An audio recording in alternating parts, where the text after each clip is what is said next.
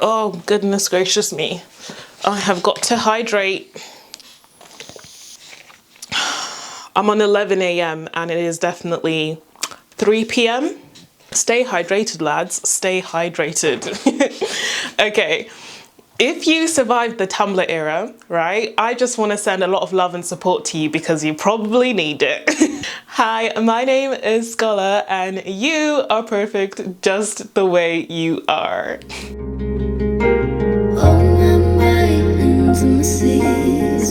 Okay guys, welcome back to my channel. First of all, I just have to say a huge thank you for all of the love on this video. It has been insane. So just want to say welcome to all my new subscribers and lots of love to all of my old subscribers too. Honestly, I appreciate it so much. Today, I really wanted to sit down and talk about something we can all probably relate to, and that is Tumblr, but specifically the weight loss community on Tumblr. So before I even get into this video, I have to put out a huge trigger warning because I am going to be getting into a community that had a lot of darkness to it, okay? So that's a trigger warning for any EDs. If you have any sort of like body image issues or anything like that, please just click off the video because it won't be worth it. But if you're okay with that kind of stuff, then stay on and let's chit chat about one of the most problematic eras of my life. I don't know how I'm still here and all together.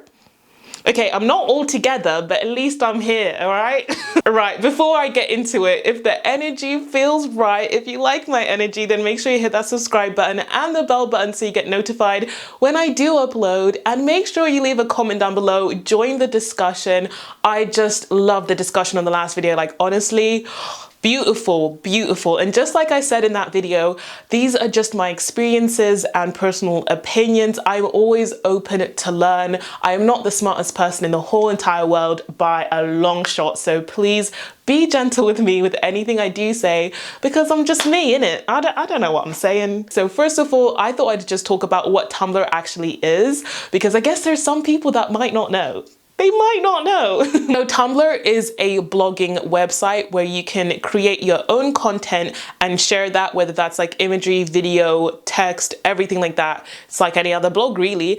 Or you can also reshare other people's content from the website or actually off the website as well, which is what a lot of people tend to do. Everyone had their own aesthetics and things going on, and there are so many different sections of Tumblr. But the one I'm specifically going to be talking about today is the weight loss, but also leaning into a little bit of the ED sort of side of Tumblr because they did sort of mix like health, fitness, weight loss, and the ED side sort of like came as a little bundle deal that you got, a little package deal. So the website actually launched in 2007, but I personally didn't get on the website until around 2010, I believe. So I thought I'd start off by speaking about my experience and how I got into it. And the funny thing, a lot of you guys actually probably found me on Tumblr because I was really into Tumblr and I used to post a lot about my weight loss journey. If you guys didn't know, when I was about 14, I started a weight loss journey and I documented a lot of it here on my channel, but also over on Tumblr. Like I am an OG, I've been here a while, okay? We've been through it. Now I started my weight loss journey in July 2010. Like I said, I was 14, it was summer holidays, I remember. And I do vaguely remember starting off by like taking notes of my weight loss journey. So I'd have a diary where I'd like put my weight, what I've eaten, all of that kind of thing, document my calories. So again, I'm going to be talking about calories, numbers a lot, and weight. So trigger, trigger, trigger all over the place. So I'm not sure when I migrated to Tumblr exactly, but it was the same kind of vibe. Now, hands up, if you know what these letters mean, like pause the video and comment down below before we carry on. But if you know what SW means, CW, GW, that was it, I think. SW, CW, GW. If you know what that means, and oh my god, how could I forget about UGW? Oh my god, we were in the ghetto, we were in a chokehold on that website with those little abbreviations. But if you know what that means, then comment down below. Now, I'm not saying everybody ended up on this side of Tumblr if you were trying to lose weight or get into health and fitness, but I definitely slipped into this sort of area very easily just because I was sort of susceptible to it, and I'll get into why. So there was a weight loss community on Tumblr and people share their journey, their workouts, their meals, what they're eating in a day, calories, everything like that. And you have to remember, this was a time when we didn't have a lot of good information readily available, but not just online, but in general. Like, I remember at that age going to my GP, my doctor, and they have no real proper concrete advice on how to look after your health and fitness. There is no actual professional body that's available. You can go to them for advice for all-round health and fitness. And so people would set up these blogs, and you could tell somebody had a weight loss blog because they would have on their profile their starting weight, their current weight, their goal weight, and then their ultimate goal weight. So that's what those abbreviations stood for. And on your blog, you would tend to re-blog what you would want to look like. That was basically it. You would re-blog images of different people with bodies that you were aspired to, and obviously, as it goes, mostly there was a set standard. During this time in the 2010s, being skinny was very much an in thing, and not just skinny, but like skinny. And this is where we get into a bit of the dark side of this community, and that's where we introduce the ED community, which is sort of a branch on the weight loss community. Like I said, there are people that never went to extremes, but a lot of us sort of just slipped into it because we were all mixing together, and we were all sort of like just, you know, getting inspiration, not in a good way, from each other. And so the ED community was very much all about the thigh gaps. They were all about the collarbones, like just being as small as possible. So I should have said in the beginning with my trigger warning, I'm not going to be putting any imagery up during this video. I'm sorry if it looks really boring, but I didn't want to trigger myself, and I didn't want to trigger anybody else because a lot of these images are just a bit too much. So I probably will not be putting any in. We all get the gist of what I'm talking about if you were there at that time, but it's just not even worth putting the images up because even me, I'm weak, I'm not gonna lie. And also just generally because it was such a big part of my life that even looking at that makes me feel nostalgic, and I'm like, oh, remember when I'd just not eat the whole day just so I could possibly look like that? Same. But basically, I started my weight loss journey very healthily. It was all fine. It was all good. Well, as healthy as I could at the time. Keep in mind that the general rule of thumb was like eat 1,200 calories, which is ridiculous now. But I definitely would just like eat way more than that sometimes, and I'd still obviously do okay because that's actually what I was meant to be eating for my body, which is a lot more. But I went into a phase of my life where I was going through a really difficult time at home and at school as well. So this little community was my little bubbles, my little safe haven. And I was going through such difficult times, and I felt very much out of control in every other area of my life. And this was one area where I was really succeeding in achieving the goals I wanted to. And so I would really focus in on this and wanted as much control as possible. I wanted to push myself as far as possible. And anybody that's done any sort of research on EDs or even has any idea of it would know that control, it can be a big part of it. So I definitely fell into that rabbit hole. Unfortunately, there was times where I was like aiming to eat like 500 calories a day. And the thing is, I had my main blog, which a lot of you guys probably know me from. But the thing about these communities and Tumblr in general is that you also had another blog where you had anonymity. And this is why it was so popular, because you didn't have to show who you were. So if you, I don't know, felt really unpopular and like not very much liked at school, you could create this whole new persona of who you wanted to be on Tumblr basically. And I guess that's kind of what I did, but also just to have that little bit of escape, not have to put my name to something, because I was already doing YouTube and I was already kind of like picking up steam with this. So having that anonymity really helped, especially because I was sharing such personal stuff about what was going on in my life as well. Having that anonymity really helped a lot of people. Now, I did make a joke at the beginning of the video. I like to make light of things that were actually quite difficult for me personally, but we have to be serious about the fact that this did actually affect a lot of people, especially if you were on the ED side of things. So if you watched the movie To the Bone, this sort of tells the story of somebody that has an eating disorder. Again, I wouldn't recommend watching it. A lot of people said that, oh, it's not glamorizing eating disorders or anything like that. But what I found is that no matter what, most pieces of media that document EDs or showcase EDs, they're not glamorizing it, but no matter what, somebody who wants to will find inspiration and motivation from that. So sometimes, as much as it's good to raise awareness for these things, they end up becoming part of a toolkit that somebody will use to keep themselves going. And I know this because there were literally lists of like movies, TV shows, books even. I still have a book that I bought about like it's called The Best Little Girl in the World or something like that, and she's suffering with an ED. And I bought that book because people were like, yeah, this will help keep you motivated and like blah blah. You're literally just like triggering yourself over and over again, and it's just so sad that this was going on. And in the movie To the Bone, the main character, the protagonist basically, one of the main issues is that she had a Tumblr blog where she was posting about everything she was going through, and also she was an artist as well, so I guess she had artwork. I haven't watched it in ages, I just don't care to. But it was actually a really good film, I'm not gonna lie. Ends up resulting in somebody passing away because they were so motivated and inspired by her. And this is what I really want to talk about, because I think this is the real dark side of this. So when people are so up in arms and take this so seriously, this is why, because there are real consequences. This isn't just about like social media, like, you know, and beauty standards and like, oh, we should do this, we should do that. Like, it's serious, it can get deep. And I remember there would be some bloggers who would blog everything. They'd post pictures of themselves. You could see that they're very sick, very small. They'd post updates about their eating, their lives, everything like that. And then suddenly they just stop. And the sad thing is that you could either think that they went into recovery and they decide to stop using the blog, but a lot of people would update to say, hey guys, I'm in recovery. But then sometimes just someone stopped with no word.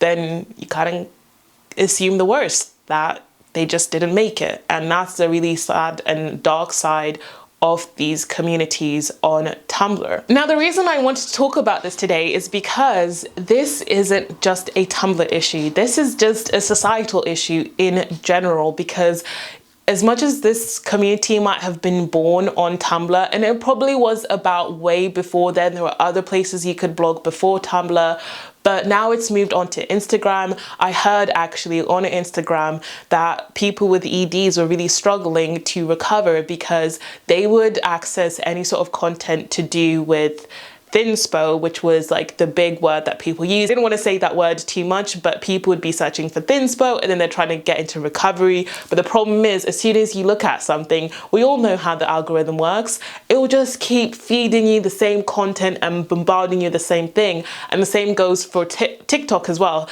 So in April 2012, Tumblr, Pinterest, and Instagram all banned certain hashtags, including thinspo, so that people couldn't access them. But we all know people have got their sneaky ways. They've just come up with different variations of the word to be able to still post and have their communities going.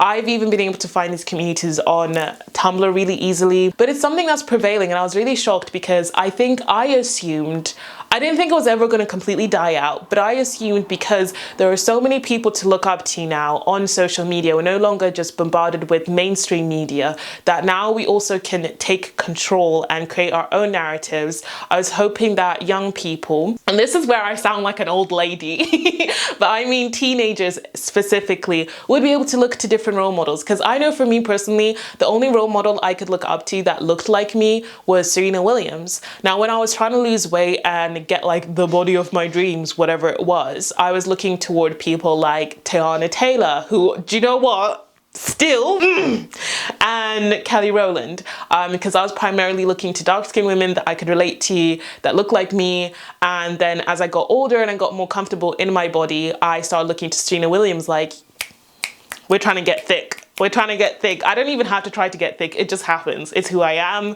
It's how I live my life. It's a lifestyle.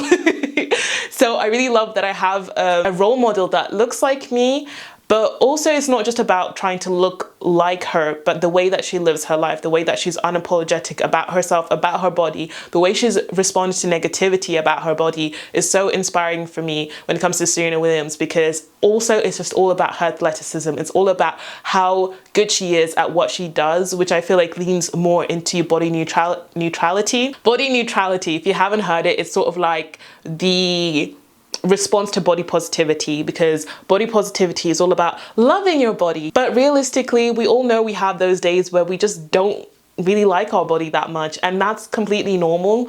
But body neutrality, I don't know why I can't say neutrality today. I'm gonna say neutrality, but that doesn't sound right in my ears either. I'm so sorry. But body neutrality allows you to just exist in your body and appreciate your body for what it does, and also not always look at your appearance of your body, if that makes sense. I really want to make a whole video on that as well. If you want to hear more about that, then do comment down below, because if you've ever struggled with body positivity, I feel like that is something that more people could identify with, especially me, because the last 2 weeks, I didn't even look at my body. I was like, the other day I looked and I was like, oh, is that what you look like? I'm looking at the mirror. Well, oh, all right, if you say so then. So I was hoping that young people today would have different influencers, content creators, like real people, you know what I mean when I say real people, to look to get inspiration and to just accept and love their bodies. But at the same time, I'm on TikTok too. I see the teens that go viral. They're always very skinny, very small. It's very rare that I see like an average size teen girl go viral on TikTok. It does happen, mind you. It happens way more than it does when I was younger. Like now, I'm so happy that there is still that space it's growing, but you still see like the most popular people, like I don't really know, but like, you know, like Addison Rae and like Charli D'Amelio, like they all have very small frames and they're very big on TikTok for the teens. I'm honestly starting to sound so old. I'm actually gonna retire because the way I'm like for the teens. Guys, in my head, I'm still 16. I am. That's the age I got frozen at and I got stuck at. And I was like, yeah, that might be to do with trauma. We're not gonna talk about that, okay? So I get very stressed that I can't keep up with the youngins anymore. I can't. But that's where we're at, and I just want to ask you guys what your experience was on Tumblr. How did you find that era of your life? And right now, how do you find trying to unlearn those practices? Because that's literally been me throughout my whole 20s. As you guys know, I have a condition called hypothyroidism. I've gained a lot of weight. I definitely don't look like I did as a teenager, which is completely fine because I was a child, and you should definitely check out a short that I did or a reel, a TikTok, they're all the same thing, about not trying to look like you did as a teenager, because you're literally a grown woman now and that's okay. But trying to unlearn all of that has been so hard for me, and it's taken a long time. But I think it's also something that just comes with age. I think older women and older people in general always say that as you grow older, you just get more comfortable in your skin, you accept your body for what it is.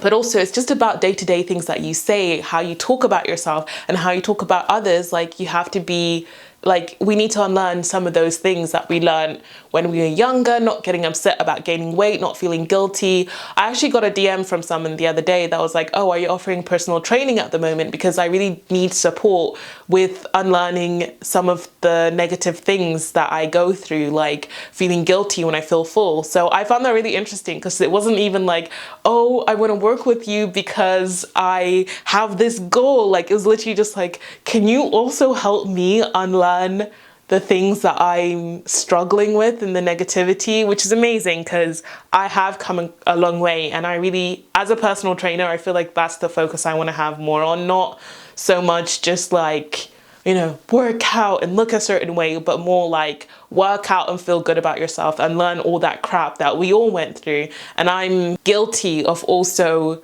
enforcing, but hopefully now I can grow and learn and undo all of that, if that makes sense.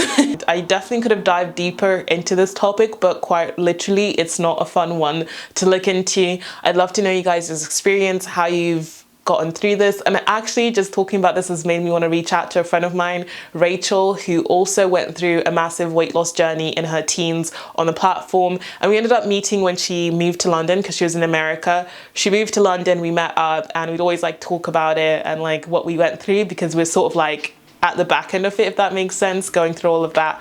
So I'd love to like chat with her and see how she's doing and what she thinks of such a crazy time, because yeah, I can joke about it and I can laugh about it because I'm kind of okay. But I know for a lot of people it was a lot more. It was a lot more difficult, it was a lot harder.